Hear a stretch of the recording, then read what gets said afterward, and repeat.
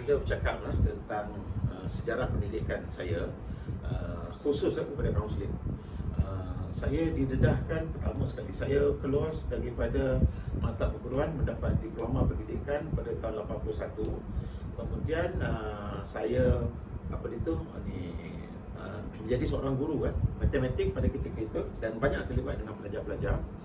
Dan pada ketika itu pada tahun 1983, 81 saya keluar mengajar. 82 saya dah mengajar. 83 saya dihantar kursus. Di situ saya berjumpa dengan Nordin Kardi, nama dia Encik Nordin Kardi. Dia penyelara khusus di bawah Biro Tata Negara. Program Jati Diri untuk ni dia panggil Jaya Diri untuk guru-guru. Ada beberapa kawan-kawan kaunselor yang lain pun kemudiannya lah berjumpa antara Cik Puzi dan sebagainya. Okey. Semasa saya berkursus dengan dia, dia mengenal pasti. Dia kata, cikgu, pasal apa cikgu tak sambung belajar masuk universiti? Saya mengatakan bahawa saya mesti masuk maktab, kerana kalau masuk maktab saya akan dapat jawatan tetap dan terus dapat jawatan sebagai guru. Dia kata memang betul, tetapi cikgu kena sambung belajar lah. Cikgu ada STP ke? Saya kata saya ada HSC. Kenapa tak minta? Dia kata tahun depan minta. Jadi saya pun balik dan dia tanyalah kalau nak minta bidang apa. Saya kata yang saya minat dalam bidang psikologi, dalam bidang nak membantu manusia lah. Dia kata okey, cikgu pergi kursus kaunseling. Kita jumpa dekat UPM nanti. So saya lah itu 83, 84 sebab bila nak sambung belajar saya mesti ada sebab saya nak kena compete dengan cikgu-cikgu yang lain. Jadi saya mesti ada kelebihan saya. Jadi saya fikir untuk tahun 84, kerana masa itu saya baru saja dilantik sebagai guru 82, 83, 84. Saya kena selesaikan saya punya kontrak dulu. Jadi 85 baru saya boleh belajar. Jadi 84 saya pergi buat kursus sijil khas kaunseling dekat Maktab Perguruan Ilmu Khas. Di situ saya berjumpa dengan orang yang baru masuk, pakar. Antaranya orang yang pakar-pakar kaunseling dekat situ adalah Dr. Mizan. Saya jumpa Dr. Mizan dekat situ.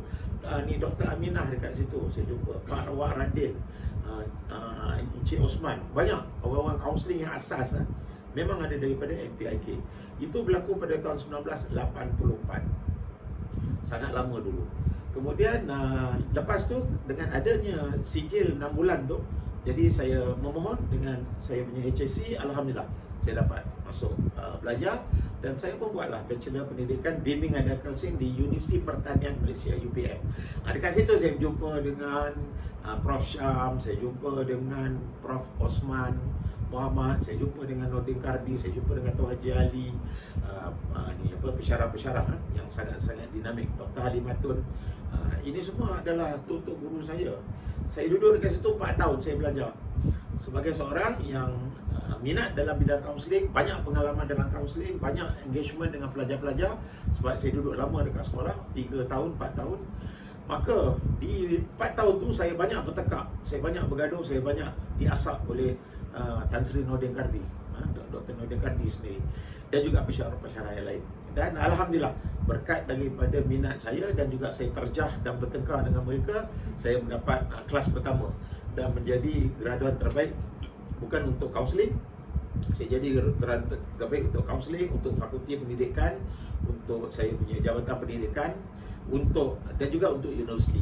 Saya dapat anugerah anugerah Chancellor dia panggil, sebagai pelajar yang terbaik untuk akademik dan juga untuk co-curriculum, kerana saya juga ahli MPP yang sangat aktif. Okey. Daripada situlah saya berjaya mendapat kelas pertama. Kemudian saya balik ke sekolah sekejap.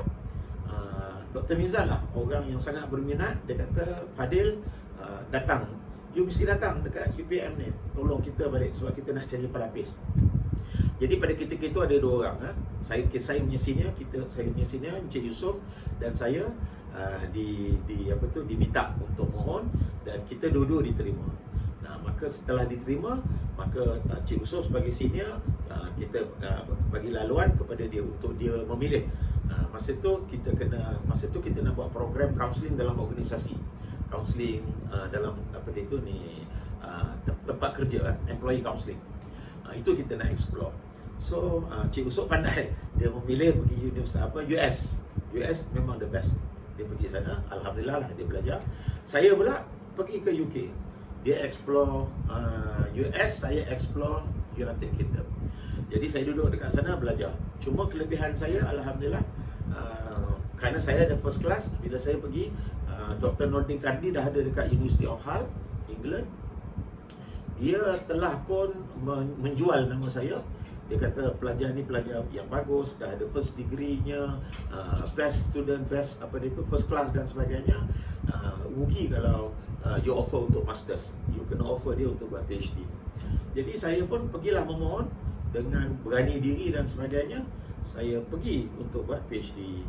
Alhamdulillah, dekat situ saya berjumpa dengan Dr. Majid, Dr. Ridwan Ma'ruf, Dr. Jayong, Dr. Nordin Kardi, ramai ni pensyarah-pensyarah saya yang belajar sama-sama PhD dengan saya, dan saya duduk dekat situ. Okey. Saya pergi sana pada tahun 1992, selama 4 tahun, 1996 saya balik. Okey. Jadi itulah sejarah pendidikan saya. Saya mendapat pendidikan paling asas di UPM dengan pensyarah-pensyarah yang hebat. Kemudian saya pergi pula dekat UK. Dekat sana saya jumpa dengan arwah Profesor Dr. Isaac, Hans Isaac. Dia ni ahli psikologi sebenarnya, dan dia banyak membuat psychometric, ujian-ujian psikologi. Dekat situ saya berjumpa 3 hari 3 malam duduk. Saya menjadi urus dia, saya duduk dengan dia, saya banyak belajar dengan Isaac tu sendiri. Jadi lain daripada situ, UK dia punya pendidikan tentang counselling tak sebegitu bagus seperti US. Cuma kita yang kena cari. Apa yang saya buat dekat situ adalah saya mengkaji, saya belajar, ambil 1 tahun sebagai pelajar masters luar. Saya tak bayar apa-apa. Saya belajar tentang psikologi organisasi. Dengan psikologi organisasi ada banyak ilmu dekat situ, dan saya cantumkan dengan ilmu psikologi yang saya dapat, maka saya lebih memahami tentang dunia kaunseling dan psikologi di UK itu sendiri. Dan saya balik, saya menjadi pensyarah. Alhamdulillah, saya menjadi pensyarah sejak 1996 sebagai tutor. Semua antara nak latih. Setahun kemudiannya saya balik ujung 96, dilatih pada 97 dan confirm sebagai pensyarah 98. Dan selepas itu saya teruslah menjadi seorang pensyarah sehinggalah pada tahun 2006 saya dilantik sebagai pengarah Institut Sosial Malaysia. Okey, itu saya punya pendidikan saya yang membentuk saya. Saya yakin sebenarnya untuk menjadi seorang kaunselor yang berkesan, dia ada 3 perkara. Yang pertama adalah ilmu yang mantap. Ilmu ni kita kena cari. Kita mesti memahami apakah itu kaunseling sendiri. Kalau kita tak percaya kepada kaunseling, maka kita akan lemah semangat, lemah jiwa, lemah jati diri. Kita akan mencari alternatif yang lain luar daripada kaunseling. Sebenarnya kaunseling dapat menyelesaikan semua masalah. Okey, itu nombor 1, ilmu. Yang kedua, kita mesti ada kemahiran kita. Saya alhamdulillah, saya dapat kemahiran banyak di sekolah sebenarnya. Saya duduk lama di sekolah, saya engage dengan pelajar-pelajar. Itu nombor 1. Dan walaupun saya menjadi seorang pensyarah kaunseling, saya menjalankan sesi kaunseling dengan pelajar-pelajar di universiti dan juga pensyarah-pensyarah di UPM, dan juga banyak orang-orang luar komuniti yang meminta bantuan. Saya pergi membuat sesi kaunseling bersama dengan mereka, ataupun mereka datang ke UPM untuk mengadakan. Jadi kemahiran ni mesti kena ada. Kalau tak ada kemahiran, memang kita tak boleh nak turun padang. Kita akan rasa kaku, beku dan sebagainya. Okey. Baik, yang ketiganya, apa yang patut kita ada adalah kita punya passion, iltizam kita tu. Kita mesti terus dan menerus. Sebab kita kena kaunseling ni, kita jangan anggap bahawa kita dah pandai. Kita mesti sentiasa ingat bahawa kita ni masih lagi tak cukup. Jadi bagi saya, dengan 3 perkara ni lah yang menjadikan saya menjadi lebih baik, alhamdulillah. Tapi sehingga hari ini masih lagi tak cukup. Saya nak kena belajar juga daripada orang-orang muda, daripada yang lain-lain dan sebagainya. Okey, itu bidang pendidikan. Dan selama saya duduk di dalam bidang kaunseling, sumbangan ada banyak sumbangan, tetapi saya nak highlightkan beberapa. Yang pertama, saya rasa saya antara orang yang paling signifikan bercakap tentang kaunseling di sekolah. Saya ada banyak anak-anak murid saya duduk di sekolah pada hari ini. Saya ada grup kaunselor di sekolah yang proper, yang datang ke UPM belajar. Itu saja dekat 45,000 pelajar. Kemudian pelajar PJJ UPM. Kemudian pelajar daripada kolej-kolej di luar sana macam IKIP, Institut Kemahiran Asas Ikhtisas Pahang tu kan.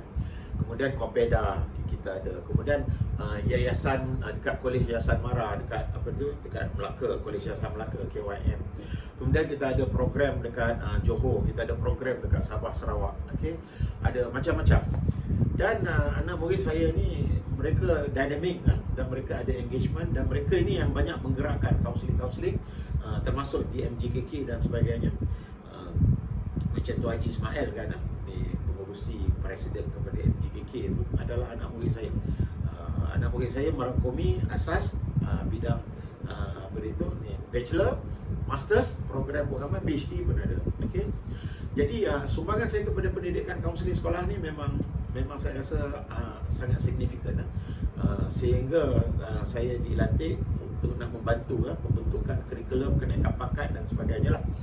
Kerana saya memahami di dalam sistem pendidikan sekolah berbanding pensyarah-pensyarah lain. Pensyarah lain dia tak ada banyak engagement, mereka ni tidak ada latar belakang dekat sekolah. Saya yakin memang saya ada. Daripada sebelum saya masuk kaunseling, saya dah di sekolah. Saya pun dalam bidang bachelor pendidikan sebenarnya. Okay?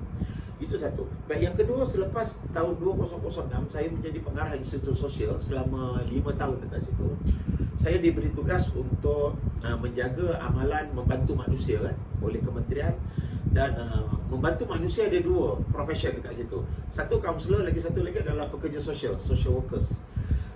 Kerana saya ada dalam bidang kaunseling, dan kaunseling kita ada akta, saya ada kelebihan dekat situ. Manakala social worker, mereka ada ilmu, kemahiran, dia orang ada praktis, tapi malangnya mereka tidak ada akta. Jadi mereka banyak merujuk bila datang kepada urus takbir, amalan profesional dan sebagainya. Mereka akan datang berbincang dengan saya. Kebetulan saya adalah pengarah Institut Sosial, jadi mudah untuk mereka datang dan berbincang. Okey. Dan di sini sumbangan yang saya nampak adalah pembangunan perkhidmatan kaunseling community. Dekat situ memang saya wujudkan. Dan hari ini alhamdulillah istilah psikososial digunakan dengan secara meluas. Sebenarnya psikososial bermula daripada Institut Sosial Malaysia. Okey.